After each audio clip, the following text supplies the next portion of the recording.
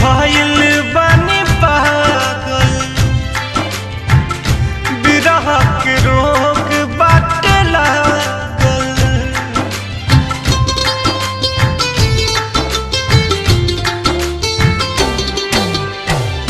रोही रोही भइल बानी पागल, बिरह के रोग बाटे लागल।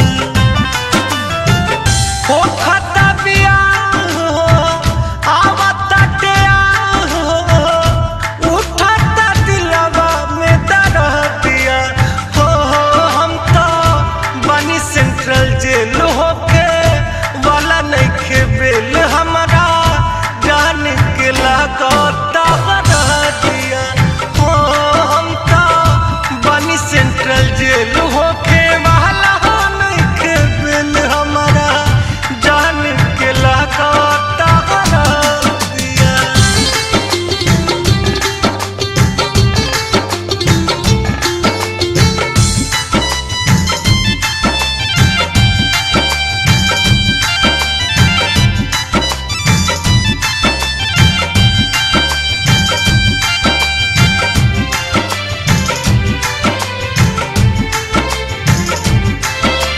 चुपके से दिल का चढ़ी गइल, आई अब बराती केहू के न रहे कुछ पता। मर जाई कि मारे जाई दुल्हा के आजू, कुछ न हमके बुझाता। टूटा तनाता ए हो विधाता, सुन नहीं केहू मुर्गा रजिया हो।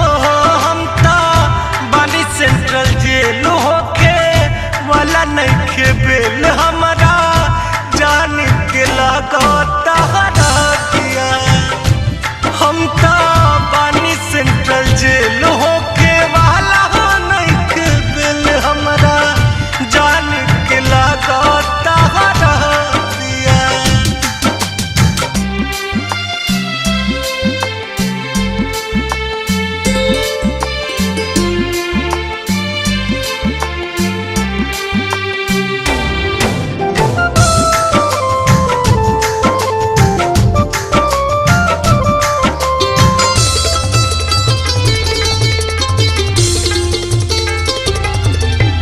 झूठों के इल्जाम लगा के बाबूजी उनकर दिले बाड़े जेल भेजवाई।